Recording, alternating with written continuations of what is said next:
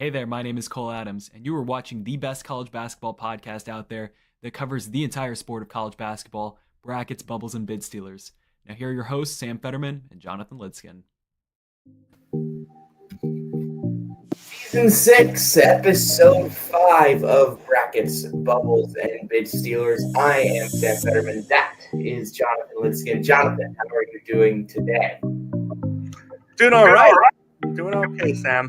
I was watching some Big South baseball earlier, and now I'm box score watching this Liberty Fever game on my phone. I've got the Red Sox up on the left, the Syracuse lacrosse game up on the right. I don't watch lacrosse, but I do like when the school that I pay a lot of money to attend is competing for a national championship. I think that's very fair. Very fair.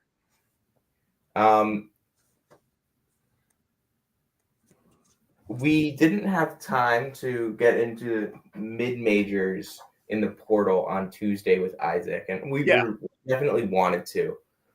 But we thought it would be better to do a whole episode dedicated to it, give it enough time versus just stapling it to the end of the last episode. Mm-hmm. So let's talk transfer portal. Let's talk mid-majors. Yeah. And I think we both have the same idea of where we're going to start. I know where I'm going to start. I feel like we should start in the A10. We should start in the A10. Yeah. Who do you think really stood out this offseason out of the A10? I think Loyola is probably where I want to start. I thought Xavier Amos was going to be like, not an all-conference player, but like a good player for Wisconsin next year. And yeah, he leaves school, goes in the portal, and ends up at Loyola. Like, I think he's a high major caliber player that Loyola just kind of plucked out of Wisconsin. Like, it was very weird to me when he committed there, but at the same time, very excited for Drew Valentine and what he's kind of built with this roster next year. And then getting Daewoo Tavares, obviously a very good player as well. Tavares, I think, gives them some scoring juice out of the backcourt that I think they desperately needed. But honestly, for me, the biggest, I think for everyone, the biggest thing for Loyola was the fact that they were able to retain everything that they retained. Yeah. Hyunsu, Rubin, Justin Moore, when he gets back.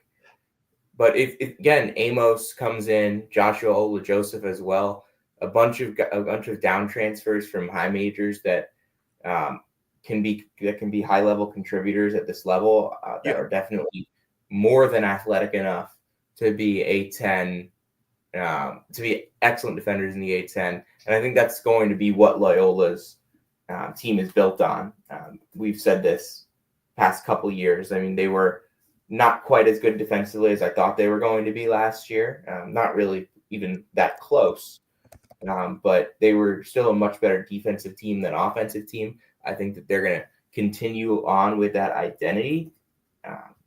Tavares will, as I mentioned, gives them a little bit of an offensive jolt, gives them a little bit of a 3-point shooting jolt.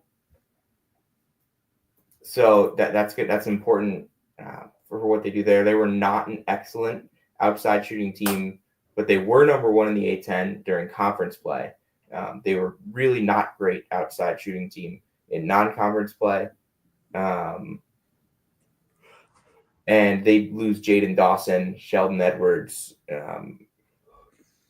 who were their top two outside shooters last year, made 186 threes between them. They didn't really have a ton of guys that were shooters, and I think that's kind of going to stay the same. Hyunsu is still a non-shooter. Moore is still a non-shooter. Rubin, as far as we know, is still a non-shooter.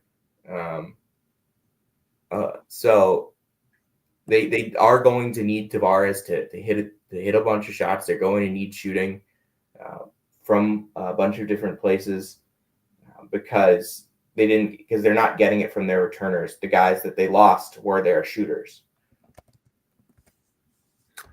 Yeah. I think that's something that I wouldn't call it easily replaceable, certainly easier to replace than a rim protector like Ruben. I would agree. I think Ruben is what gives this team the floor in the first place. They won 20. I mean, they won 25 games last year. They went 12-6, and it felt like they were ravaged by injuries. It felt like they didn't. Yeah, it really did. Felt like they didn't hit a high outcome, and it still honestly felt like Ruben, while good, wasn't as good as maybe it felt like he could be. But he was awesome. He's one of the best defenders, defensive big men in the country, one of the best rim protectors in the country. But yeah, it's tough to lose Dawson, Edwards, Watson. Those three in particular. Poirier also gave you some shooting. So they're going to need some shooting to step up. Maybe they get some more from Moore. Maybe they get some more from him. So I wouldn't expect either of those two guys to become great shooters. Same with Ruben, but they're going to need some element of that on this team. I do think defensively they're going to be really good, though. Yeah, like you said, it gives them a really nice floor with the roster they've put together. I think, anything they get, from these kind of under the radar, big time, not under the radar, but like bigger time prospects at the mid-major level off the bench. That's Cade Dotson, Chuck Love, Glasgow was a guy that was also forgot to mention Dominic Harris as another shooter for them. Yeah, and they have some guys off the bench that had like legitimate recruiting pedigree out of high school, and we don't know what they can become yet. Yeah, I think Drew Valentine has proven that he's a good coach. They've established themselves now. Each of the last 2 years, winning 12 plus games in the A10 after that rough first year. Ruben obviously helps that, having a guy like that anchoring your defense, and it gives them the floor. And I think that for Ruben now as a junior, I wonder if there's another level to his game. We'll kind of get into that. We might do some more Loyola specific talking later. We'll definitely do an A10 preview where we get more into Loyola when we get into October. But I'm really interested to see what junior Miles Ruben looks like. Yeah, I am too. I also think Cade Dotson could be an interesting piece there. I think he's got a little bit of juice. We didn't see him much last year at New Mexico, but I do think there's some juice to his game as a scorer. Maybe it takes a year to get there, but I think there's something there. Yeah, certainly has some recruiting pedigree there. I want to move on and talk about St. Louis. Good, yeah, that's where I was going to go next as well.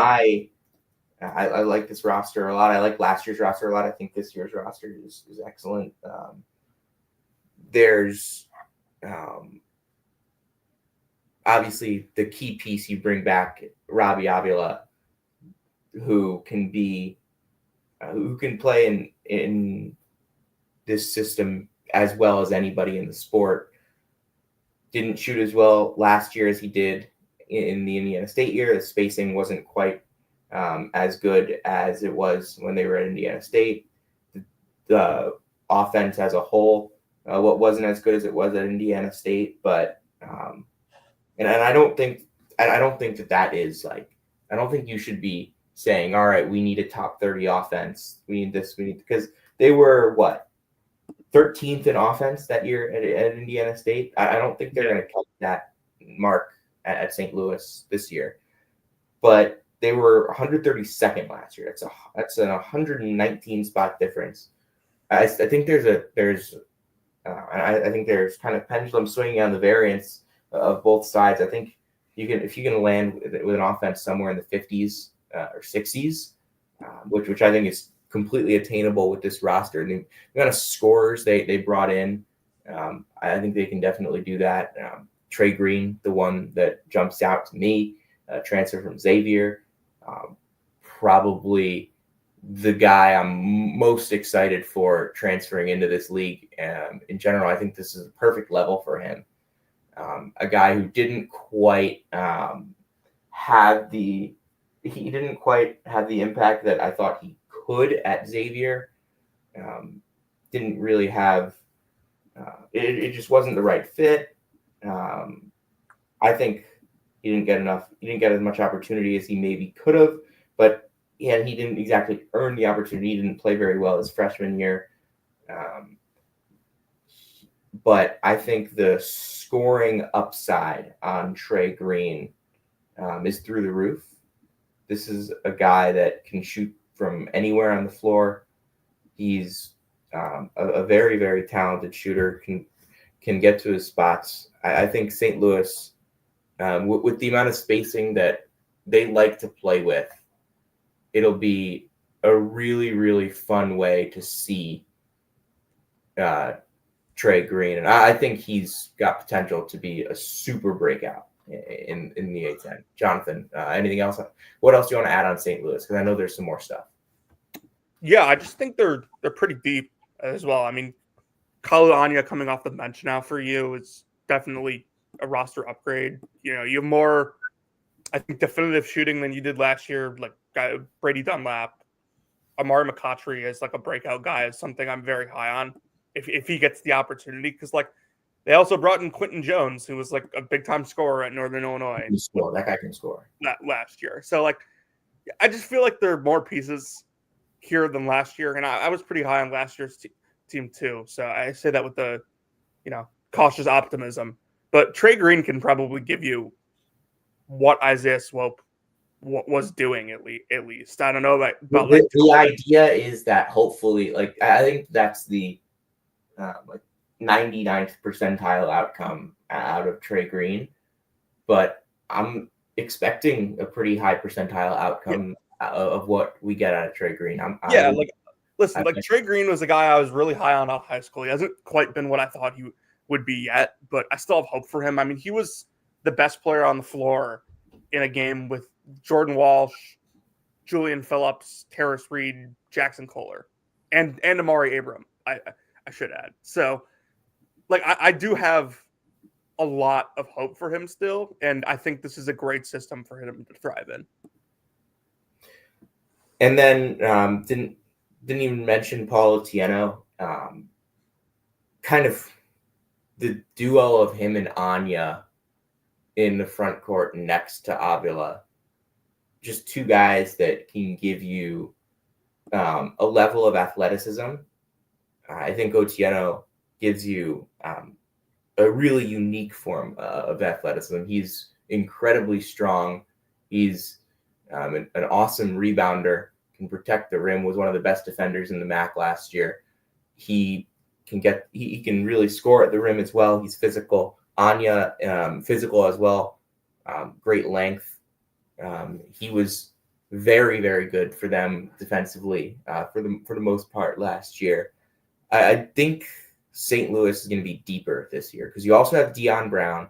Ishan Sharma comes in from Virginia. I think St. Louis is going to be deeper. Last year they were mostly playing a pretty thin rotation. They also had they were hurt.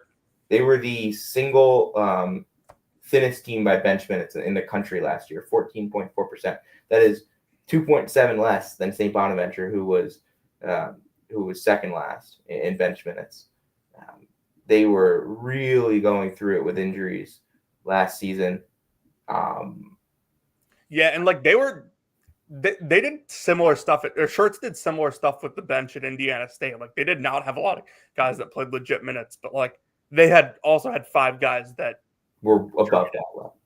Like I think this team with Brown, Sharma, McCautry, Anya off the bench will be much deeper than what we've seen from Shirts over the past few years. They don't have to rely on Gibson Jimerson and Isaiah Swope to take over 500 threes. They don't, obviously neither of them are there, but they don't. But the idea is you're probably not going to have 2 guys taking a combined 500 threes and then a third guy taking another 150. That was just a ridiculous amount of the offensive load that was put onto those 3, and they were very good. But I think that's part of the reason why they weren't quite as good as they could have been. They just had no depth behind that. I think that's different this year. Yeah. Where Another else? another A10 team that I've liked their transfer additions, Dayton. Like Yeah. they took a couple like 3 down transfers, an up transfer of Adam Jai. Yeah. Like, I mean, you were really high on Deshane Montgomery. Yeah, last year. Just kind of never got into a rhythm at Georgia after he missed the first semester. But I think there's a lot of potential in this league. The athleticism, like he's really, really athletic. That's more kind of a small fish in a big pond in the SEC versus in the A10, where it's still a lot of athletes in the A10, but his athleticism will shine a little bit more. He's absolutely an SEC level athlete, but just didn't really get into any sort of rhythm. And I think this is also a good level for Jordan Durkak, who can impact the game defensively. Doesn't need to have the ball in his hands to make an impact, as we kind of saw a little bit of at Rutgers, but he wasn't quite good enough. But he had plenty of his moments at Rutgers. It just didn't make any sense, really anything for that team. I mean, he gets to the line a ton, and that'll be important. He gets to the line. He creates turnovers. He can make plays with the ball in his hands, but he doesn't need the ball in his hands in order to impact the game. So I think Durkak is a good fit at Dayton. And then obviously you bring back Javon Bennett. You bring back Amel Atong. I'm really interested in what sophomore Amel Atong. We think that the best outcome for Dayton is probably Latong being their best player, right? Yes, agreed. Yeah, like you kind of said it with Durkak. That was kind of where I was going to go with him, though. Like he was the NEC Player of the Year 2 years ago, and the A10 is probably a better spot for him than the Big Ten. We didn't think that he was going to be this big time offensive. There was an NEC Player of the Year that played in the A10 and the Big Ten recently. He was bad in the Big Ten. He was great in the A10. I don't think Jordan Durkak and Josh Cohen are similar. I was going to say, wasn't that Cohen? Like, I don't think Durkak and Cohen are comparable in really any way, but just kind of the idea, it makes more sense than the Big Ten. Yeah, I think so as well. And like you said, he's not someone that needs to be stellar. And they have enough ball. This team's going to have enough ball handling when it comes to Javon Bennett and Adam Jai. Now, maybe it's not quite as much ball handling as they had last season when they had Malachi Smith, Enoch Cheeks, and Javon Bennett and Posh Alexander. And you could put 2-3 of them on the floor at the same time. But I think that they do have enough ball handling between Bennett, Jai. They'll probably get a little bit of that out of Montgomery as well. And yeah, you can definitely use Durkak's ability with the ball in his hands a little bit. So I think that they'll be fine in that department. And they have a bunch of guys that can score. And obviously, Tong is the total X factor. Yeah, I wouldn't be surprised if Jared McKee was a contributor off the bench too. Yeah, we'll see. We'll see with McKee for sure. But Dayton's probably going to be competitive at the top of this league, like they always are. Mm-hmm.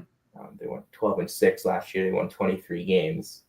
So, there's no reason to doubt this Dayton team as a contender in the A10. There's a bunch of teams that I can see as contenders in the A10. Another one that I want to go to is VCU. Mm-hmm. I'm really excited about a couple of these pieces. The one that obviously excited both of us when we saw it was Amon Noel. Mm-hmm. We were both super high on him coming out of high school. didn't really defend well enough or really give anything to UConn last year, enters the portal, transfers down a level to the A10. And I think he can be a really, really good piece for VCU in a backcourt next to Jadrian Tracy, who can score the ball. He'll be one of the better scorers in the A10. And then Phil Martelli Jr. brings Keyshawn Mitchell and Barry Evans with him from Bryant. I think Evans was one of the more underrated pieces of that team. I think all those guys could scale. I think all those guys from last year's Bryant team were scale-up guys. Timberlake was a high major athlete that was a really, really good fit there because they kind of let him run the show a little bit. But Evans, Mitchell, those guys are really good bets to scale up. Michael Bell is back. Christian Furman is back. Brandon Jennings is back. That's a huge boon for the defense. I think VCU is going to defend really well. And I think they have a lot of scoring out of that backcourt. And Nick Lewis in too. That's another guy that can score.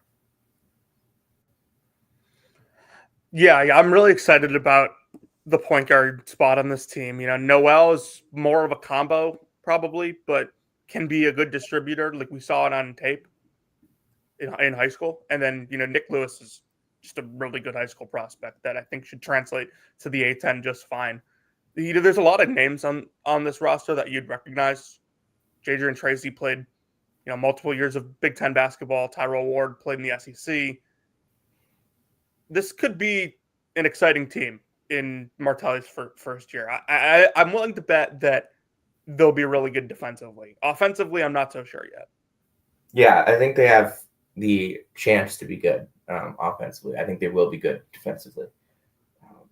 But yeah, this is a program that doesn't miss on their hires. It's hard to not succeed there. And Martelli also able to bring a bunch of his staff over from Bryant. I think he'll do well there. I think there was just an initial shock of when he was hired there that you didn't really hear his name much in the conversation. And you think, because I remember VCU, there was a lot of Richard Pitino buzz, but once Xavier calls, he's not going to get VCU under any circumstance. So they pivot really quickly. And Martelli is a guy that doesn't have a ton of head coaching experience, but he's won at Bryant. He took them to the tournament. He had a really a team that played as an identity as a unit, athletic. They could defend. They were long. I think that you'll see a lot of the core traits defensively for sure. And the offensive ceiling is how much will Noel give you? How good of a scorer will Tracy be? What about Ward? I think that's what you're going to that's what you're going to be looking at for VCU. Mm-hmm. You have any other thoughts on any of these A10 teams? Yeah, Davidson Davidson takes 4 transfers. All of them will have the chance to start, or will be stars for them. Sam Brown from Penn, lights out shooter. Parker Fredrickson from Wake Forest, another guy that can really shoot the ball. Josh Scovins, who super long, good defender, can rebound, can also give you some scoring. JQ Roberts, another guy that's got some size coming in. And they still have great size at the 5 with Sean Logan and Joe Hurlbut. So I think Davidson, and they'll have some ball handling off the bench with Roberts Blums and Nick Koval, which I think is the deficiency in the starting line. There's not a lot of ball handling there. I think Sam Brown is probably better with a point guard next to him. We didn't really get to see that at Penn because Dylan Williams didn't really pan out the way that we maybe thought he was going to.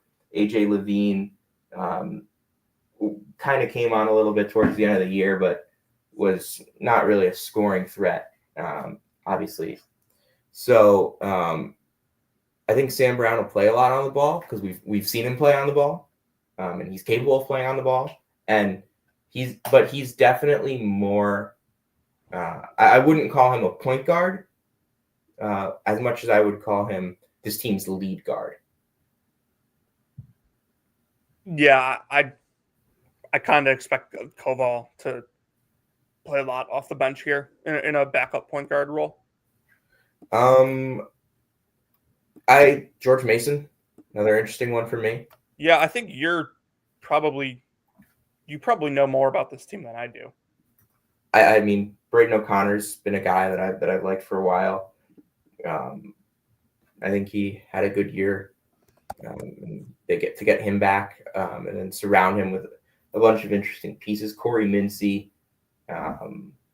Really I mean, if Nick Ellington's coming off your bench, you're probably going to be pretty solid. I mean, Corey Mincy can really score. Dole Adebayo is still going to be a matchup problem for a lot of teams in this league.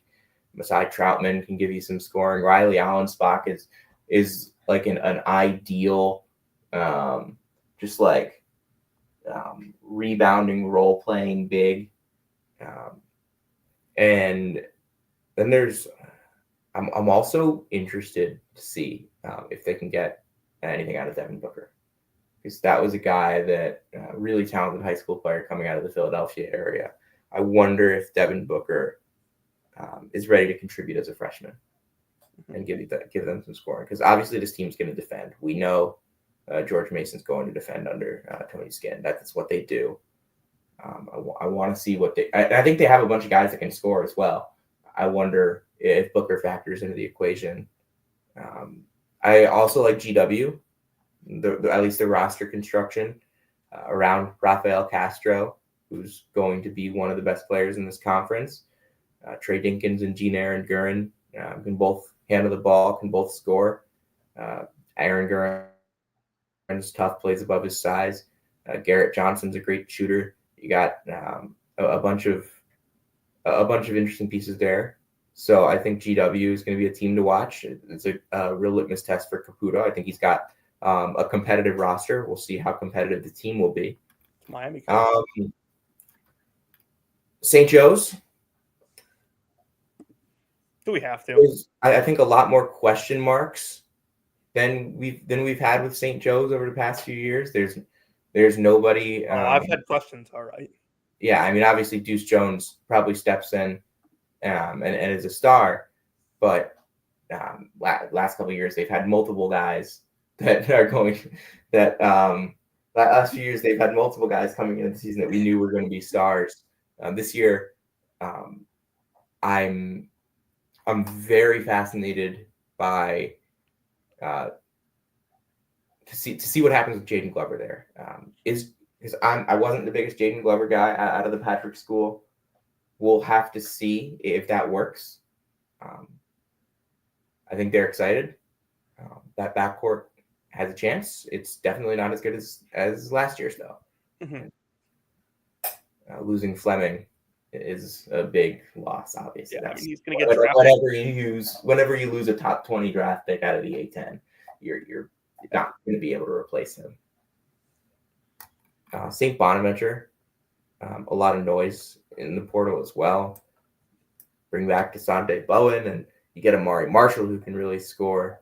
You get Frank Mitchell, who can really rebound the ball. I know they're excited about the two European kids, Akil Lenati from Italy and Ilya Ermakov from Russia. I think Lenati, I think Woj just posts a new Akil Lenati highlight every day on Twitter. And then there's Joe Grahovic, the Bill Walton playing basketball like 2 years ago, right? The Bill Walton looking guy. He runs at the 24-hour LA Fitness, and then a JUCO coach noticed him, and now he's playing A10 basketball. Awesome stuff. Crazy Story that we'll definitely get into later. A couple other just names that I like on some of the other teams. DeJoy Reeves going to Fordham. He'll score a ton. If Noah Collier is healthy, that's a really good piece for LaSalle. And then Miles Corey, I think, is a good addition for Rhode Island.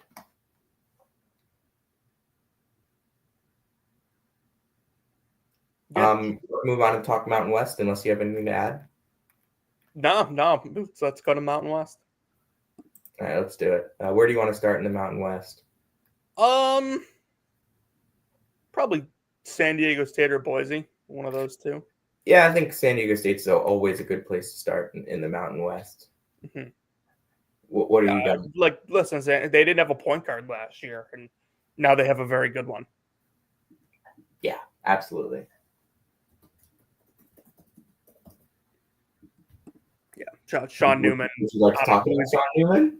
Out of Louisiana Tech, he was one of the best distributing point guards in the country last year. We obviously had his coach on the pod in the winter and talked about him then. He's tremendous player, great fit for what they need. And they didn't take like a ton of transfers outside of him that are going to be like, I think, high impact guys for them. But Jeremiah Oden is a front court piece. I think is a fine addition. Latrell Davis obviously was in the conference, so yeah, I think this team's production is going to be. They also got LZ Harrington. It's going to be from their returners, I think. Yeah, it's obviously going to really as well as Newman. And Magoon Guaf is the buzzing name around San Diego State. We're probably assuming Miles Bird is not going to be with this team next year. Unless we'll get into that on Tuesday when we do our show with Kevin Sweeney to preview the draft deadline and just some more offseason stuff. But Miles Bird will be a topic of discussion. But you also bring back BJ Davis, Reese Dixon Waters, Taj DeGorville, Pharaoh Compton, Miles Heide. There's a lot of guys who have been there and played important roles for Brian Dutcher. We know how good Brian Dutcher is at developing talent. He's one of the best in the country. This staff is when it comes to that aspect. Yeah. So San Diego State will probably enter the season as the favorite in the Mountain West. Yeah. Because regardless of if Bird is back or not. Yes. And if Bird is back, it could end up being a top 25 preseason team. I'd argue it definitely should be. Yeah. I don't want to make any claims right now. Right. Yeah. Because every time I make a claim on one of these shows this early without looking at it, I always end up regretting it. Just like, why did I? Was there one in mind you had? Yeah, it's just like some weird, like I say, like, this team won't be this team won't be that, and then I look back and I'm like, I just hadn't done all the math. I'm like, yeah, they will be that. It's just that maybe it's not going to get there in that same way. Sure. Sure. Let's talk Boise now. I mean, like, I know you want Dylan Andrews from a talent perspective is probably the best transfer addition in this conference. Yeah, I think I'm with you. Like, I mean, just guard that can defend at the point of attack. Not a shooter, but we'll get to the rim. I'm not sure it's what Boise State exactly needed, but he's a good player. I mean, I think that it's something that Boise State definitely needed a guy that can go out there and get you a bucket. You lose Dagenhart, Tyson, Trayson. Yeah, I mean, they lost him and Stanley. Yeah, you lose two guys that are big scorers for you. You go in and you get a lead guard that can really score. We'll see what they do with Buchanan this year. They also get Dominic Parolin back from injury, and they get Drew Fielder in from Georgetown. So they'll have size once again, and I think they have a lead guard that is a bit better as a scorer than what Cardenas was giving them. Mm-hmm. Yeah, I mean, I don't know about Drew Fielder to replace Stanley. Yeah, I don't think that there was really anybody. I don't think they were going to get someone like Stanley. I think that's a tough guy to replace at this level. Yeah, Was a really good eval and development curve for what they did, bringing him in and then turning him into what he became. So we'll have to see what ends up happening with Fielder. They have enough 6-7 guys out there that maybe they can go small but still be long. And they have enough, and they also have some depth at the 5. I mentioned Dominic Perlin, who was at Lehigh 2 years ago. Was always an interesting transfer to when he made that move. He was going to redshirt because he got hurt.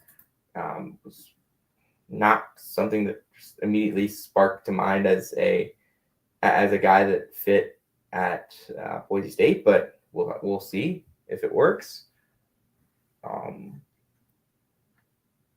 But yeah, Boise State should be pretty good. yeah. I also like Utah State. Yeah, I like Utah State as well. Yeah, you had 2 guards in Colby King and MJ Collins that I think will be pretty well suited for this level. Obviously, high major experience there. And your best player is still going to be Mason Falslove. Guy that I like. Also Gary Clark coming in there. Scored a bunch at Corpus Christi. And then a team that I'm looking at, UNLV. Really, really good offseason. I think roster, very, very talented roster. To bring in Drake Gibbs-Lawhorn from Illinois, Miles Che, who we know can score, Kamani Hamilton, who was a Big South Player of the Year, get legit size, and Emmanuel Stephen, get a guy in Al Green who had a good season for Louisiana Tech, and we know he can really shoot the ball. Nas Cunningham as a high upside swing as well. We'll have to see what this turns into, but I think there's bones for a good roster out of UNLV. Mm-hmm. Yeah, like this is undoubtedly a talented team. We'll see if Pastner's at a coaching disadvantage with some of these coaches in this league, but like he has done well. He has done well at his stops. He just hasn't been able to maintain that success. So it wouldn't surprise me at all if they have a really good year. And I think Dayton Albury is going to be really, really good at New Mexico. Just think that he didn't really play as much as I thought he was going to last year at Utah State, but he's still shined. He had a lot of great moments for Utah State. So I think staying in this league, clearly a good level, give him more opportunity, another offseason of development under a staff that's really, really, really good at developing talent. I think New Mexico is going to be right in there, right in the mix because of the hire that they made and put together an interesting roster. Antonio Chol, also one of the top JUCO players in the country. Yeah. Really nothing to add there. I mean, Owen's a terrific coach. I think he'll make this work. All right. Yeah, you want to jump around it's another league that like you look at these rosters and you could see 6, 7 of these teams making the tournament. I'm not saying that like those like they are going to get 6, but like you could see it. You want to jump around to some different leagues? Yeah, I was gonna say why don't we just talk American real quick because there's one team that I really like. Yes, you do. South Florida. Yeah. So I'm kind of going to let you kind of go wherever you wanted here. So if you want to talk South Florida, go ahead. Yeah, for those of you that like don't know Wes Ennis yet, like probably should. He's a guard out of Lincoln Memorial, just finished his sophomore year. 20 points a game last year, 4 assists, does a little on the glass as not an undersized guard, but a guard. And then you bring in Pinion along with you, Brian Hodgson, bringing him with bringing some recruits along with him out of the high school level. Onyx Nani, I think, is a guy that can be a tremendous college basketball player at some point. Isaiah Nelson gives you a legitimate big that protects the rim, rebounds. This team's athletic. You have a legit lead guard. I think they're gonna probably be my pick to win the league, Sam. Yeah, I also like Devin Hade in this kind of as a guy that can give you a little bit something different from what Pinion will give you. I think it'll be fun. So I think South Florida is absolutely going to be a threat, a big time threat to win this league. Memphis is obviously probably going to be the preseason pick because they have transfers that have big names, Doug McDaniel, Aaron Bradshaw. But I think I don't know, man. I kind of feel like this is the worst roster that Penny's had. It's not a great roster compared to what he's had. I would agree. Like, I mean, people they'll probably be picked in the preseason by the media just because there's names that people know. But like, yeah, I don't know, man. Like, Sincere Parker, Bradshaw, Quante Berry, like Doug McDaniel has like only been a part of like losing teams. This scares me a lot. Yeah. I don't know. If Danger gets his waiver, that can change things, right? Yeah, that would give them a good big. Yeah. They have a freshman too named Daniel Vera Tuck, who I haven't seen him play yet, but kind of out on anyone that plays for a athletic team called Diamond Doves. I want to take you to the CAA, and I want to talk about Charleston. And yeah, you love this team. I love them too. This is a really, really good roster. Just to start things off, you've got Colby Duggan, who was one of the top players in that I think he was all CAA first team last year at Campbell, 15 a game, excellent on both sides. Can shoot, get to the basket. And great size at 6'7". You got him there. And Mr. Dean, who's super athletic, was a freshman last year at USC Upstate. Gives them some serious vertical spacing. Also has a little bit of wiggle off the bounce. Then in the backcourt, Jalen Counter, who's been a high-level scorer at a bunch of different places. Also at 6'3" with playmaking abilities, averaged 3 assists each of the last 3 years. Not a terrific outside shooter, but I think with a little bit less of a responsibility to shoot. He took 4 threes a game last year. Probably doesn't need to take 4 threes a game. With Duggan and with Connor Hickman in the fold as well. Connor Hickman, who was really, really good 2 years ago. Bradley was not great at Cincinnati this past year, but should be one of the best players in the CAA. And then how many teams in the CAA are going to have a 7-2 guy to match Christian Reeves? Doesn't really matter how good he is.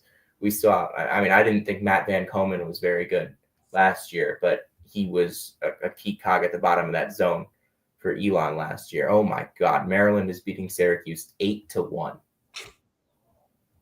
They just panned over to the Syracuse coach and he like put his hands over his he's got his hands up like this, and he's like, I don't know what the hell's going on. Being down 8-1 is a Red Autry special. Hey, it's big. This is a big game, Gary Gate. This is the big game, Gary Gate, that I've been expecting all May. Connor Hickman would have been the preseason player of the year at Bradley if he decided to return to school. And then there's Martin Kalu from Germany, who I think Gavoni was hyping up. At one point, I'm going to have to go back and watch some more of the film. But definitely an interesting piece. Bryce Baker as well as a guy who can really shoot coming in from Winthrop. I think there's depth on this roster. Kursic is there. Jackson Prunty, who had a solid freshman year.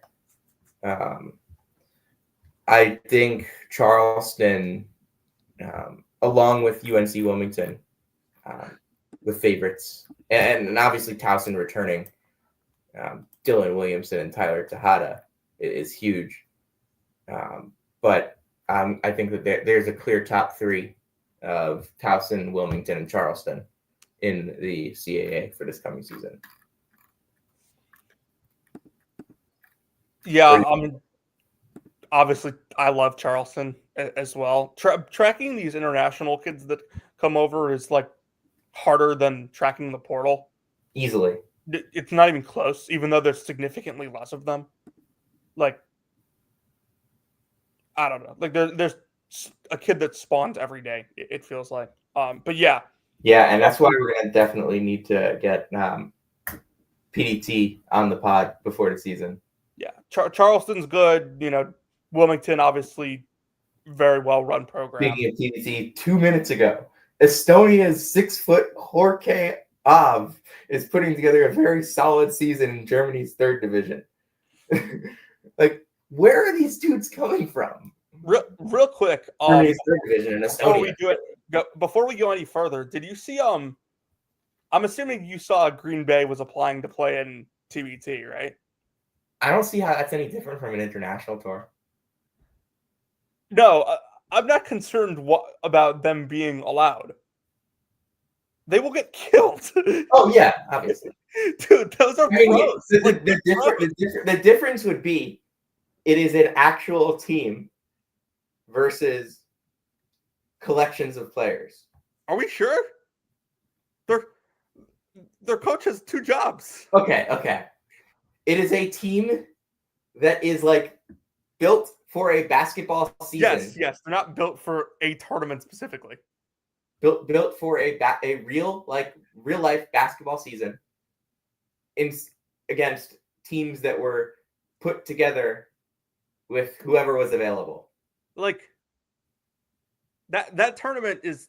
But yeah, they'd probably get killed because it would be college kids against guys. That tournament is 64 teams, 8 different quadrants, or not. I guess not quadrants. 8 different kind of regions. They'll pretty clearly, I think, be an 8 seed and have to play a 1 seed in the first round of the tournament. How do they make the seeds for that? There's just like pedigree, like with some of these teams, like.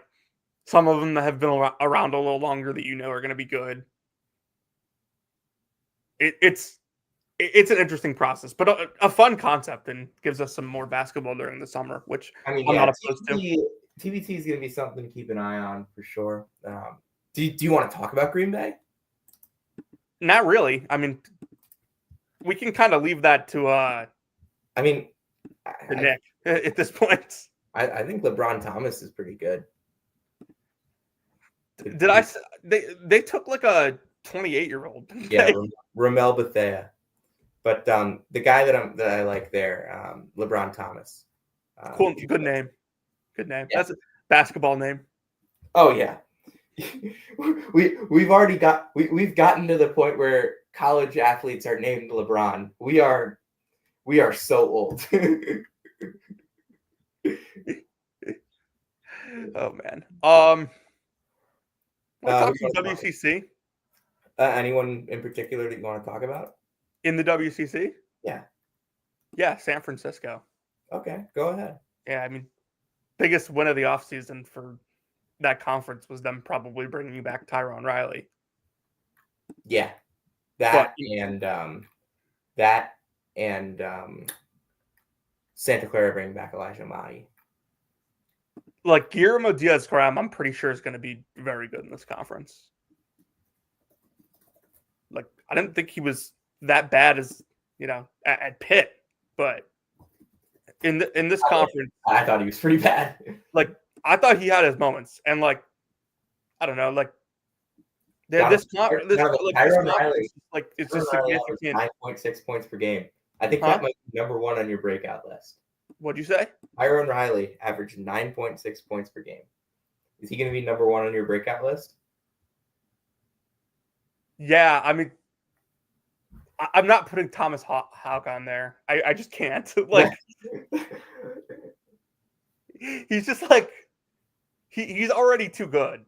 Like, I know he meets the threshold technically, but we may need to revisit these thresholds. If you are a starter on a national championship team, I mean, technically he wasn't started, but yeah, the qualifications might be, have to be on a team in my top 100, can't have averaged 10 points per game in your career at any point, or can't have been a starter on a team that was in the Final Four. one sec. You could very easily argue that he was. You could very easily argue that he was. Talk about someone else. Player. Okay. So yeah, San Francisco, I'm pretty high on.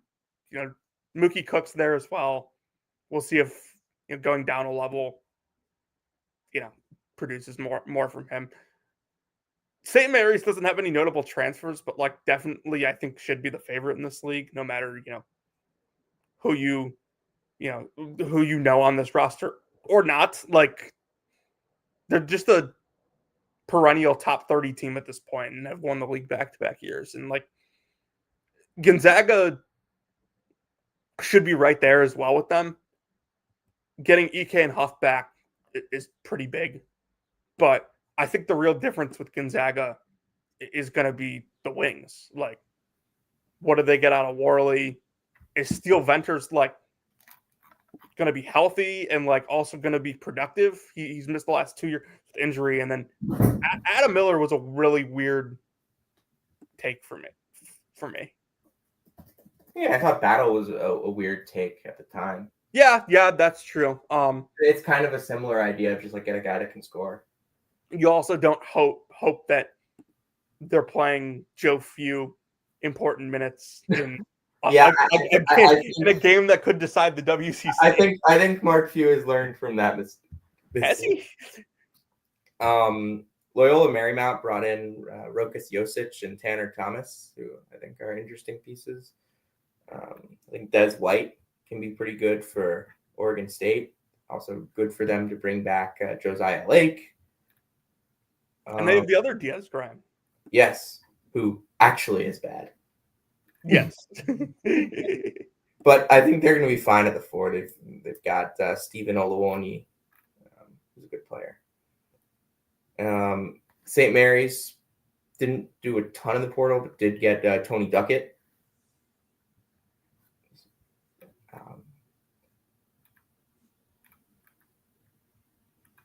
I told you I have no idea who some of these guys are that are going to be playing for them, and I ranked them 27th right now. Yeah, exactly. Blind trust. I still think it's going to be a good team. Well, blind trust has become one of our favorite sayings on this show. Yes, it absolutely has. What high school did you say it to me about the other day? Duncanville? Yes, Duncanville. Yeah. Anywhere else you want to go? We've got a lot more that we watch out for Chris Taggio at Santa Clara. He was at Iowa last year. Kid out of the NBA Africa Academy. I think he has pretty good upside. Okay. Was a top 150 kid. Just with that coach and that staff, if he is an all WCC guy, wouldn't totally surprise me. Just want to go to Summit League. Don't really have any teams to look out for here, but do want to shout out St. Thomas keeping Nolan Minnesali, South Dakota State keeping Joe Saylor, and that's even through a coaching change, which is pretty big on that side. Nick Janowski will be good in that league. Yeah. McNeese out of the Southland, I am not sure what that there. I don't think McNeese is going to be as dominant or even close, even though they brought in the guy who Will Wade said is the best assistant he's ever had, Bill Armstrong. I'm sure Bill Armstrong's a good coach. this roster is nowhere near as good as it has been the last 2 years, and it's still like clearly a roster that's above the level of the Southland. I can't believe Larry Johnson and Garway Duell are on the same team.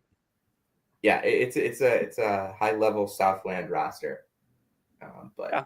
those are guys that we'll have to see what happens there. Dude, I keep forgetting that Delaware is in CUSA now. Yeah, it's weird. It's really weird. That just does not feel right at all. Although I guess it is Conference USA, so they can be from anywhere in USA, and it technically fits the description. Yeah. Incarnate Word, best season in KenPom program history last season in year 2 for Shane Hireman. Lose a couple pieces, but they do get this says they're getting Davion Bailey back. I don't know if that's true. They get Jordan Pike back, and they bring in Harold Woods from Northeastern, Taj Stavesky from Cleveland State. So maybe they can continue to be, and they came on really strong towards the end of the year. Ended up winning 2 games in the CBI before giving Illinois State a really good fight. And I do want to get to Illinois State, even though they didn't do a ton in the portal because they didn't have to. Yeah, it was all about retention for them. But they did bring in Landon Moore. They did. That they did do. We'll probably I don't know if we'll do a full Illinois State preview, but we'll definitely do a Valley preview. Mm-hmm. Talk a ton about Illinois State because they brought back Chase Walker, Jack Doherty, Johnny Kinziger, a ton of Ty Pence was like really good for them at the end of the year last year. Yeah, it was a huge piece as they won the CBI. Yeah, and finished double digits in league, each of the last 3 games in each of the 3 games of the CBI. Right, they only played 3 CBI games because they got the bye. Yeah, I mean, they finished 5th in the league last year, and like were genuinely good in the second half of the season. Yeah, Murray State, big transfer haul. A lot of talent. Yeah, there's a lot here to discuss. Yeah, would you like to discuss it? Yeah, so like they took pretty much every type of player I think that you could possibly take. Like in terms of like not like talking play style here, but just like they took up transfers, down transfers. They took an international kid that everyone's really high on. They had, players from Creighton last year and previously follow Ryan Miller. They have a freshman that plays at a prep school that I just cannot believe exists. What? Tristan Ford. He played at Chi Prep. Oh. I follow pretty much every Illinois high school basketball journalist that you could possibly follow. I don't think I've ever seen one of them tweet about Chi Prep. Like, I'm not sure who they even play. Anyway, yeah, they like this team could be really good if Ryan Miller can get the pieces together. I think he's going to do well here. Wayne Taylor was like a big time scoring guard at Central Arkansas. Probably the biggest get in this entire class, along with Mason Miller, who follows his uncle from Creighton. Can be a really good shooter, really good player in this league, and then just like Javon Jackson has Missouri Valley experience, was good in the league last year. The one position I probably have the most questions about here for them is the center spot. But Dylan Anderson gives them some size. Not many 7-footers in this league, and they have one now. So they have a 7-footer. That is what we're going to say about the center position. mm-hmm. Yeah. Other guys I like coming. Yeah, I like people wanted to talk a lot about Fred King when they got him. I just don't see it with him. I could be wrong. I've been wrong before. I'm wrong plenty of times. Other guys I like coming into this league, Kelron House at Southern Illinois. Had a solid freshman season at Jacksonville State. This Southern team is probably going to be a team that I'm higher on than most people. I like the Elijah Crawford pickup and the Mekhi Lowry pickup and the Abdul Momo pickups at UIC.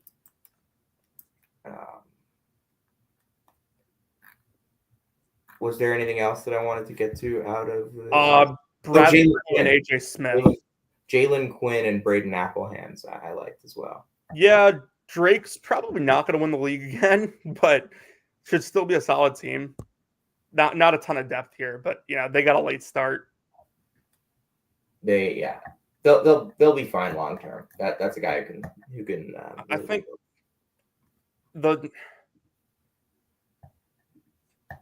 I think there's a lot of teams here that I look at and I'm like, oh yeah, they could definitely finish top 2 or 3 in the league. The only teams that I'm pretty solid on that I think they'll be bad are Valpo and Evansville, probably. All right. Anywhere else you want to go? Kind of just want to do a little bit of a lap of sorts. Just kind of get into some stuff that some names that I found interesting. I think Vermont. I think that's a good spot for Gus Yalden. Mm-hmm. Baby Jokic. Got Trey Woodyard coming in too. David Simon, Ben Johnson. They've got a bunch of pieces. I think that Vermont should be. They bring back a bunch of pieces as well. Ben Michaels comes in. Sean Blake at the 1. If he develops, he didn't really give them a ton last year. I think that he has his fans for sure. So I think Sean Blake could be the X factor for Vermont. How about that backcourt at Mercer? We'll get there. Staying in the America East though, I like Devin Caesar a lot at UMBC. I think that'll work. Another name in a spot that I like was Jeremiah Quigley and Demetrius Lilly at Binghamton. Binghamton really needed some guys. They lost, I think, all 5 starters. And they were not a deep team whatsoever. So important for them to bring those guys in. So that's kind of some America East stuff. Ace Sun, Dylan Faulkner coming. Dylan Faulkner leaving Lipscomb. I'm always looking at the wrong column here. Sorry, I just saw your text from 10 minutes ago. Yeah. I haven't really studied these rosters in the Ace Sun a ton. I'll tell you that Eastern Kentucky is going to be interesting. Tell me about it. Yeah, I mean, Amar Knox was one of the best players in SWAC and was really good in that playing game in the NCAA tournament. And then regardless of what went on with Tyler Jackson's recruitment and whatnot, he's a 4-star playing in the Ace Sun. You don't see that every day. Yeah. I guess FGCU gets George Washington and J.R. Knisny. They also brought in Jordan Ellerby, who was one of the top players in the Philadelphia Catholic League last year. Not sure how good this team's going to end up, but some pieces to keep an eye on for sure.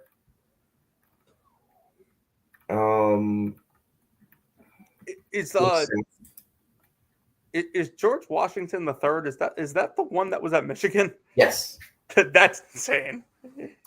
Yes, it is.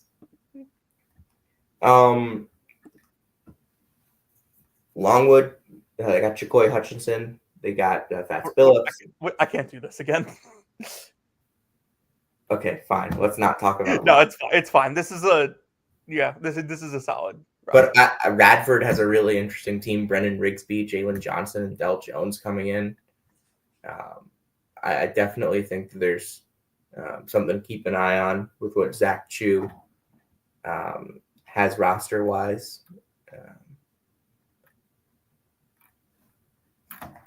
if they somehow win the league, Fetterman, we will be doing a celebratory pod. High Point with two of your favorite players in the country. Owen Aquino and Yusuf No. Singare. Yusuf Singare and Conrad Martinez. Oh, I like. Yeah. That's right. Yeah, dude. This is like this has to be like my squad, right? Yes. Like Aquino, Singare, Conrad, Vincent Brady. Like, yeah. This team's made for me. It's gonna be a really, really fun one for just to watch. And Flynn follows me on Twitter, so yeah, Flynn follows everyone on Twitter. Do we have to talk about Sacramento State? Only if you are like willing to talk about them in the same way you wanted to talk about Green Bay last year. How did we talk about Green Bay last year? I mean, it was very negative. I mean, yeah, obviously. Like, I think like Mikey Williams going to the Big Sky, like we have to at least mention it. yeah, I mean, they have multiple former 4-stars on this team. But Mikey Williams is going to be playing road games in Pocatello, Idaho, Jonathan. I think we have to mention that. He's come a long way. He'll be in Flagstaff, Arizona. Toto, I don't think we're in North Coast Blue Chips anymore. In the Big West. Anything stick out to you here? I mean, Darren Sarant going back to UC. Irvine probably is the easy favorite, right? I would think. Good backcourt at UC San Diego with Tyson Dunn and Alex Chaikin. Two guys from the Northeast. And Dunn from Buffalo, which is more Midwest than Northeast. Are we on the but Chaikin from are we on year 3 now of saying that UC Santa Barbara is going to bounce back? I like this roster. I know. We always do. I believe this is the year for Miro Little. Like Little, Mahaney, Colin Smith, like Masana Katang. This could work.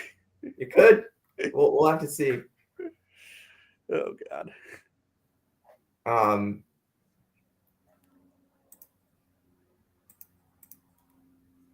What else? What else do you have an eye on? Anything in CUSA? Let me take a look. Honestly, nothing that jumps out to me. No, I mean I didn't even realize that Jay Nash was at JSU now. Yeah. Like the storyline in CUSA is Liberty returning everything except for Owen Aquino. Yeah, that's obviously. We'll be mentioning Isaiah Enan's name on the pod once again. Colin Porter, Zach Cleveland. Important. It will be important pieces there. I'm interested by Sam Houston. Not sure how good they'll be, but I'm definitely a little bit fascinated. In the Horizon League, Amar Aguiar at Milwaukee is going to be really good. Was really good when he got playing time at Fresno. Didn't get as much as he probably should have. I think Sekou Kona, really good addition there. I also like Robert Morris had to do a lot, but Albert Vargas was a really good D2 point guard. Cam Kearney was a really good D2 scoring wing. Josh Hill from Arkansas State didn't play a ton last year. I think he might have gotten hurt, but I like him. And they're probably not going to be able to bring DJ Smith back. DJ Smith just decommitted from Mercer, but Wright State taking 2 good players from the Northeast. I mean, two like glue guys, like program guys from the Northeast. Mm-hmm. It's not that they're like, not that either of them are like superstars. It's just that both of them like felt so like perfect for that program that I was surprised that they left to go to Wright State. Sam Alamatu from Vermont and Brian Atumnu from Merrimack, something I've mentioned over the course of the off season.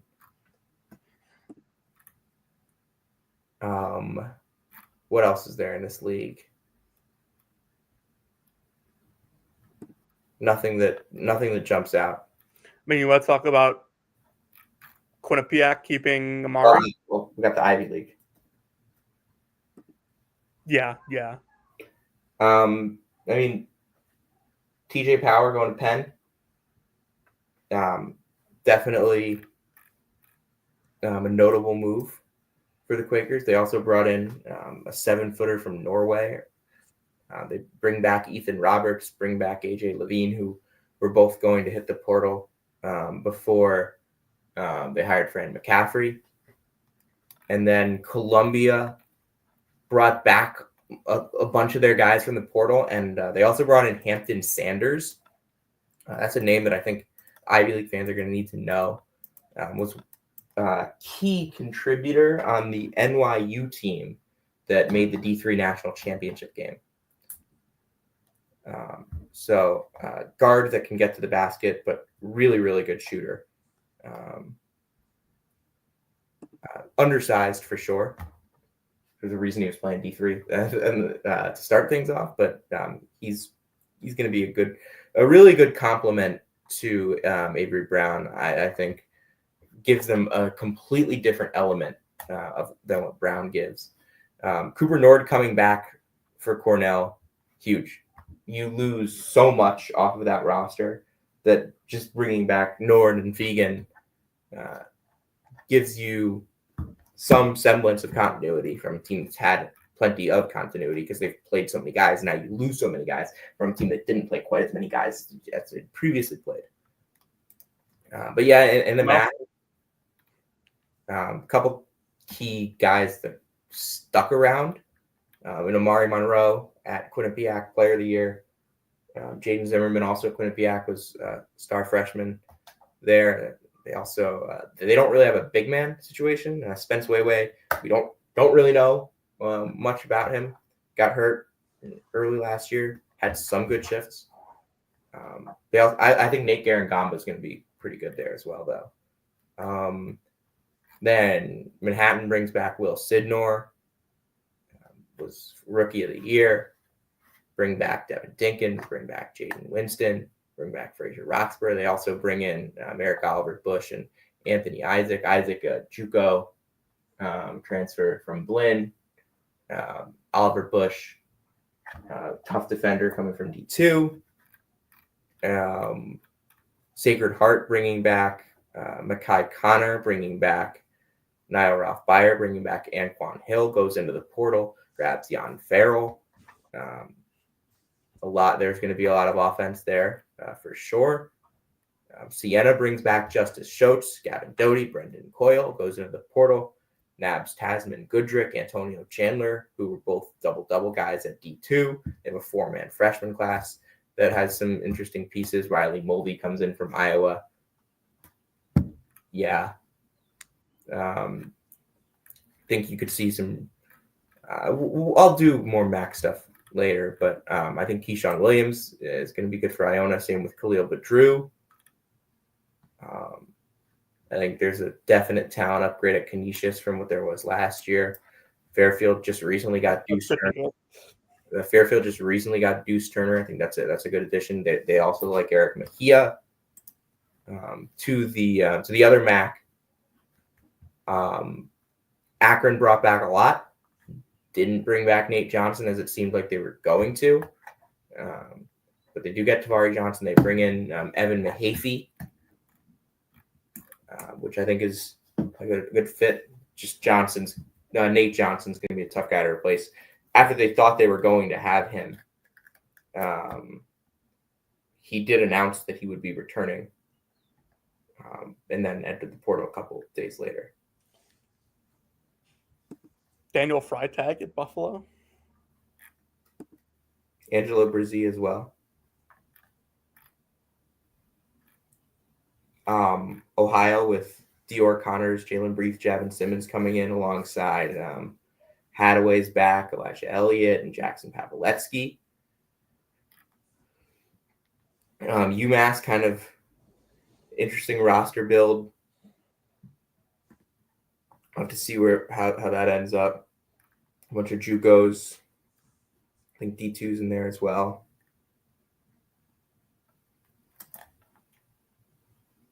I don't even know where to start in the NEC, but actually, You're gonna skip the MEAC like that? I don't know. I don't know enough about it. Yeah, I was joking. My one NEC thought for the moment right now is LIU's roster looks really good with Malachi Davis coming back, Greg Gordon coming in. If they can get Isaiah Miranda to be on the court and like stay on the team for more than 3 weeks, like there's a lot going on here between Gordon and Lemoyne has a kid named Tennessee Rainwater. Yeah. Dude, I'm so in. We'll have to see how this works with LIU, but there's a lot of talent there, definitely. Probably the most talented team in the conference to start the season. Do you have anything on the Ohio Valley? I don't think so. Little Rock with Braxton Bayless. It's a probably good point guard for that league. Absolutely. Nobody transfers into the Patriot League, so we can skip that. SoCon, this is where I'll mention Mercer's backcourt. Baraka Okoji, Zaire Williams. Zaire Williams is double-digit scorer. Baraka Okoji, a guy that was at George Mason and Memphis. I think this is a level that he can really be an all-conference guy. They did have DJ Smith, who was the starting point guard for Robert Morris. He just recently decommitted. They also have Kyle Cuff. He exists. He was not an ACC caliber player for Syracuse. Maybe the SoCon is his level. I don't know what his level is. We'll have to see. Sanford getting Dylan Faulkner. I mentioned Dylan Faulkner's name earlier when I misread the column, but Dylan Faulkner from Lipscomb following his coach.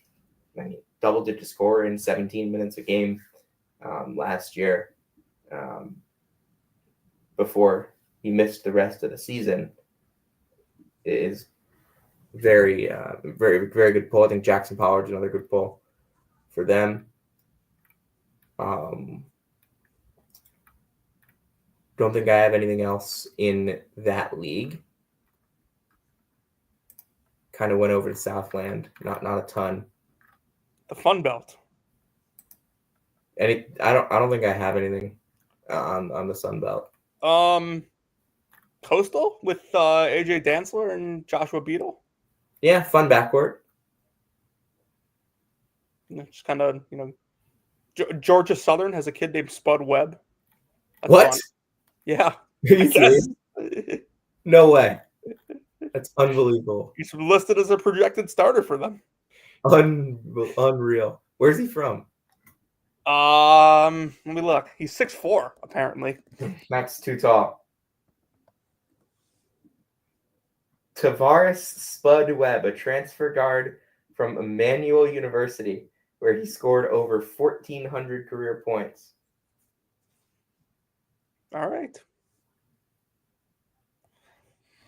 Trying to look at the freshmen in this league. Preston Fowler for James Madison. There's usually one or two freshmen in this league that I really like. Oh, yeah, JMU also got Eli Wilborn. Yeah, Preston Fowler. I'm not sure he'll play, but Samuel Shoptaw. It's a name that I have seen. Yeah. Have you seen this Bethune-Cookman roster? I feel like I said the same thing last year. Just like no. It's a wild one. Whoa. It's a wild roster. There are way too many names that I recognize here for a SWAC roster. Yeah, don't really. I think Davius Lowry is an Illinois kid. Where'd he play? Yeah, Kenwood. Yeah, don't really have a ton to talk about in the SWAC. And Quan Bolden Jr.'s at FAMU now. Yes, he is. Last thing, kind of before you go out, is the WAC. Probably worth it to discuss Grand Canyon. I think Brian Moore Jr. is awesome. It's a really good pickup for them. Jaden Henley comes in as well. They still have Micaiah Williams, Dusty Stromer from Gonzaga. They should probably still be the favorites in this league. I don't think they're going to be as good as they were last 2 years, though. Was there a team that left this league?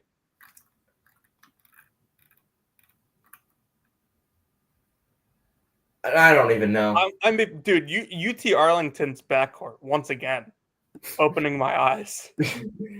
Marcus Rigsby and Cass Chavis. Yeah. We'll see if we end up talking a ton about them again. Anything else before we go? How is Isaiah Cottrell still playing college basketball? I feel like that guy's on his 7th year. He is. He's probably in his 4th. I do not believe he is still playing college basketball. So he just listed on Utah Tech's roster or Southern Utah's roster. Hold on. There's no way he's still playing college basketball. I mean, okay, 10 games in 2020, 2021, 33, then that 1, works. 27, 11. Yeah. That works. He's been playing college basketball since Trump's first term, and he has 274 points. That's tough. All right. Jonathan, anything else? Brooklyn Vic. Good shout. Want to take us home? Good shout. Yeah. If you came to hear about Tyler Self and where he's working, you came to the right place. If you came to hear about Brooklyn Vic and Bethune-Cookman's roster, you came to the right place. And if you came to hear about the latest happenings with Caleb Grill, you came to the right place. This has been Season 6, Episode 5 of Brackets, Bubbles, and Bid Stealers. We'll see you next time.